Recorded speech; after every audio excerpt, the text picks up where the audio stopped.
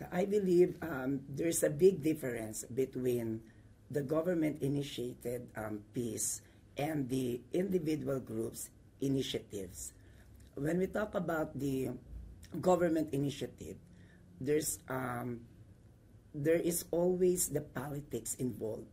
While when we talk about this individual initiative coming from youth, the women's group, and any group in the community, it is something to do with the innate desire of every individual to have peace in their community, to have peace in their lives, and to have peace all over the world, all over the country. Because I believe that when peace is initiated by each and every individual, not the government, peace will be achieved. In some way, I myself as an individual, I want to have peace in our community.